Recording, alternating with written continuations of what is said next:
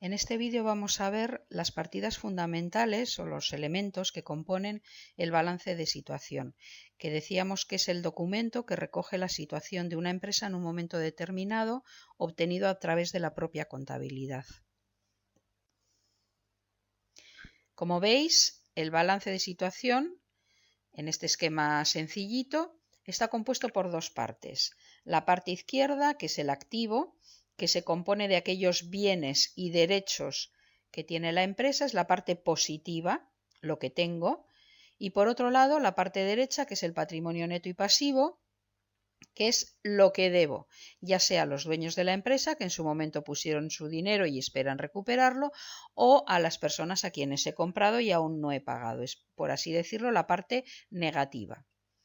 El activo, como veis, está compuesto de dos partes. El activo no corriente, que es el largo plazo, aquello que puedo convertir en dinero, pero a largo plazo, al menos sin causar un daño importante a la empresa. Y el activo corriente, aquello que puedo convertir en dinero, que puedo hacer líquido dentro del corto plazo. Mención especial, las existencias, que son aquellos bienes con los que la empresa trabaja, ya sea para comprar, vender o para fabricar. Y dentro del pasivo tenemos, o patrimonio neto, tenemos el patrimonio neto, que es aquello que la empresa debe a los dueños de la empresa, lógicamente es a largo plazo o a muy largo plazo. El pasivo no corriente, que son las deudas que la empresa tiene a muy largo plazo o a largo plazo, pues por ejemplo por la compra de la maquinaria o del edificio.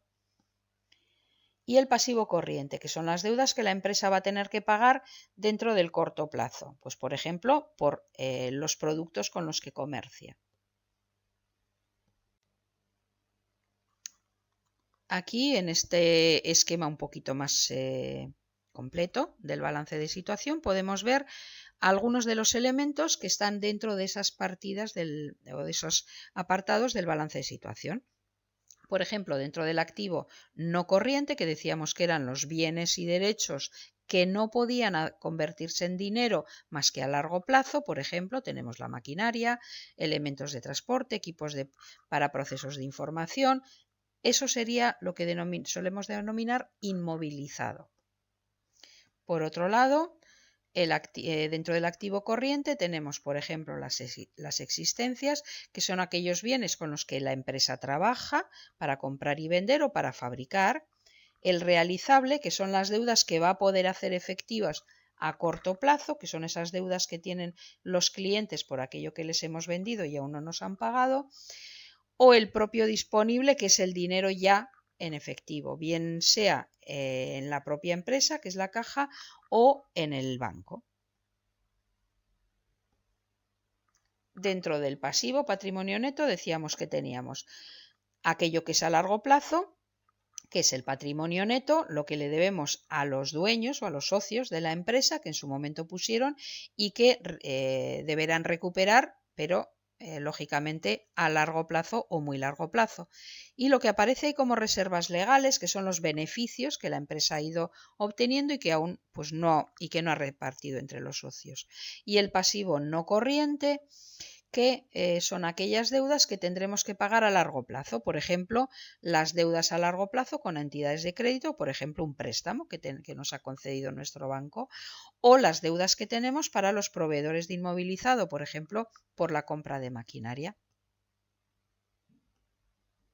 Y el pasivo corriente, esas deudas que tenemos y que tendremos que pagar en un corto plazo, por ejemplo, las deudas que tenemos para con los proveedores, que son quienes nos han suministrado esas mercancías o mercaderías con las que nosotros trabajamos. Vemos en la parte inferior cómo el activo y el pasivo suman lo mismo. El total activo y total patrimonio neto más pasivo suman lo mismo. ¿Por qué? Pues porque por un lado tenemos lo que tenemos y por otro lado tenemos lo que debemos.